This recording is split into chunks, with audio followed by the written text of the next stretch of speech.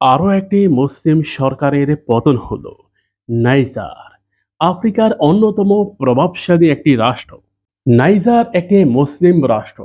মুসলিম অধ্যুষিত হওয়ার কারণে পশ্চিমা রাষ্ট্রের কালো থাবা প্রতিবারই নাইজারের উপর আছড়ে পড়ে।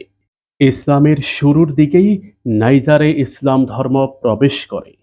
সেই হিসাবে নাইজারে প্রায় ৯৮% মানুষই ইসলাম ধর্মের অনুসারী। নাইজারের সেনাবাহিনী বর্তমান প্রেসিডেন্টকে আটক করে নিজেরা ক্ষমতা গ্রহণ করে এবং রাষ্ট্রীয় টেলিভিশনে ক্ষমতা গ্রহণের ঘোষণা দেয়। আমেরিকা, ফ্রান্স, জাতিসংঘ থেকে শুরু করে আন্তর্জাতিক মানবাধিকার সবাই নাইজারের পক্ষে কথা বলতেছে।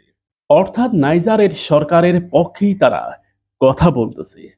নাইজার দীর্ঘ সময় ধরে ফ্রান্সের অধীনে ছিল। ব্রিটিশ উপনিবেশ যেমন এশিয়া মহাদেশে তাদের তাণ্ডব চালিয়েছে, ফ্রান্স তারাও দীর্ঘ সময় ধরে নাইজারের উপর তাদের আধিপত্য ধরে রেখেছিল। প্রায় ১০০ বছর ধরে নাইজারে নিজেদের কর্তৃত্ব ধরে রেখেছে। সেই হিসাবে নাইজারের রাষ্ট্রীয় ভাষাও কিন্তু ফরাসি ভাষা, যার কারণে এটা বলা হয় ফ্রান্সের পর পৃথিবীতে একমাত্র ফ্রান্সের উপনিবেশ এখনো নাইজারকেই বলা হয়। নাইজারের উপর ব্যাপক দমন, নিপীড়ন, নির্যাতন শত বছর ধরে তারা অব্যাহত রেখেছে। নাইজারের সেনাবাহিনী এখন পর্যন্ত ৪ বার সরকারকে ক্ষমতা থেকে নামিয়েছে, কিন্তু প্রতিবারই ফ্রান্স এবং আমেরিকাপন্থী সরকারই ক্ষমতা গ্রহণ করে। বর্তমান পরিস্থিতি অনেকটাই ভিন্ন। ফ্রান্সের সেনা কর্মকর্তারা এখন পর্যন্ত ৪ বার নাইজারে গণ অভ্যুত্থান ঘটিয়েছে এবং ৪ বারই তারা বেশ সফল হয়েছে। বর্তমান পরিস্থিতির আলোকে আমেরিকার প্রেসিডেন্ট, আমেরিকার রাষ্ট্রমন্ত্রী অ্যান্টনি ব্লিংকেন তিনি বেশ উদ্বেগ জানিয়েছে। জানাবেই না কেন? কারণ তাদের বিশাল স্বার্থ হাসিল হতো নাইজারকে কেন্দ্র করে।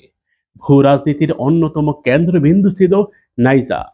আপনাদের একটু জানিয়ে রাখি, ইরাকের প্রেসিডেন্ট সাদ্দাম হোসেনকে পতনের জন্য সবচেয়ে বেশি ভূমিকা নিয়েছিল নাইজার। আমেরিকা যখন ইরাকে আগ্রাসন পরিচালনা করে, তখন আমেরিকা নাইজারকেই ব্যবহার করে। অর্থাৎ আমেরিকা যে সুযোগ খুঁজতেছিল, সেই সুযোগটা করে দেয় নাইজার। কারণ নাইজারের তখনকার প্রেসিডেন্ট, সরকার সবাই ছিল আমেরিকা, ফ্রান্সের অধীনস্থ। আমেরিকা ইরাকের প্রেসিডেন্ট সাদ্দাম হোসেনের বিরুদ্ধে আনীত একটি মিথ্যা অভিযোগ দায়ের করে, আর তা হচ্ছে প্রেসিডেন্ট সাদ্দাম হোসেন ইউরেনিয়াম সংগ্রহ করতেছে, আর তা সংগ্রহ করতেছে আফ্রিকা রাষ্ট্রগুলো থেকে।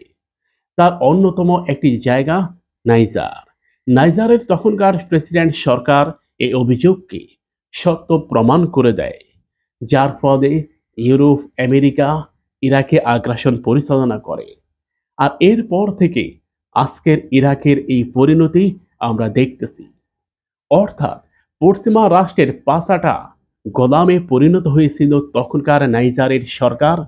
এই পৃথিবীতে ৪টি রাষ্ট্র রয়েছে যারা মুসলিম রাষ্ট্রগুলোর জন্য অত্যন্ত বিপজ্জনক, এবং তারা যদি কোনো রাষ্ট্রকে সমর্থন দেয়, তাহলে আপনি এটা ধরে নেন ওই অঞ্চল থেকে ইসলাম চিরদিনের জন্য বিদায় নেবে, অথবা ওই সকল রাষ্ট্রে ইসলামপন্থী যারা আছে তারা বেশ বিপদে পড়ে যাবে।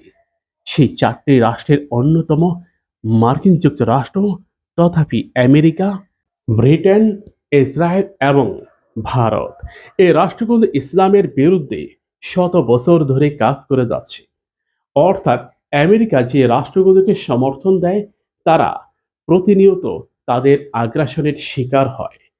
নাইজার একটি মুসলিম অধ্যুষিত হলেও এখানে ইসলামপন্থী যারা আছে তাদেরকে বেশ কোণঠাসা করে রাখা হয়েছে বছরের পর বছর ধরে।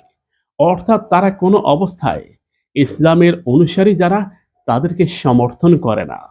আর করবেই বা কেন? যদি ইসলাম কোনো অঞ্চলে প্রতিষ্ঠিত হয়, তাহলে তারা অন্য কোনো রাষ্ট্রের অধীনস্থ থাকতে রাজি হবে না। তার প্রমাণ আমরা ইয়েমেন, আফগানিস্তান, ইরাক, মিশর, জর্ডান, লিবিয়া এই সমস্ত অঞ্চলে দেখতে পাই। প্রিয় ভাইয়েরা, ফ্রান্সের অধীনস্থ থাকার কারণে নাইজার কমপক্ষে 50 বছর পিছিয়ে আছে অন্যান্য রাষ্ট্রগুলোর তুলনায়। আফ্রিকার রাষ্ট্রগুলোর মধ্যে সবচেয়ে বেশি বিপজ্জনক রাষ্ট্রগুলোর মধ্যে অন্যতম নাইজার। নাইজারের বর্তমান পরিস্থিতি আল্লাহ সুবহানাহু ওয়া তাআলাই ভালো জানেন। আমরা নাইজারে অবস্থানরত সকল মুসলিম ভাই বোনদের জন্য দোয়া করি। আল্লাহ সুবহানাহু ওয়া তাআলা যেন তাদেরকে হেফাজত করেন। মনে রাখবেন, আমরা মুসলিম। আমাদের উচিত পৃথিবীর যেই প্রান্তেই মুসলিম থাকুক কিংবা সমর্থন রয়েছে, আমরা তাদের পাশেই থাকব। ইসলাম আমাদেরকে ঐক্যবদ্ধ থাকার জন্য নির্দেশনা প্রদান করেছে। সেই নির্দেশের আলোকে আমরা আমাদের অপর মুসলিম ভাইকে সমর্থন দিব এবং তার পাশে দাঁড়াবো। মনে রাখবেন, আফ্রিকায় সবচেয়ে বেশি মুসলিম বসবাস করে। তারপরেও আফ্রিকার মুসলিমরা পশ্চিমা রাষ্ট্র দ্বারা নিয়ন্ত্রিত। আল্লাহ সুবহানাহু ওয়া তাআলা এই নিয়ন্ত্রণ থেকে মুসলিম জাতিকে হেফাজত করুন এবং সকল মুসলিম উম্মার জন্য আমরা দোয়া করি।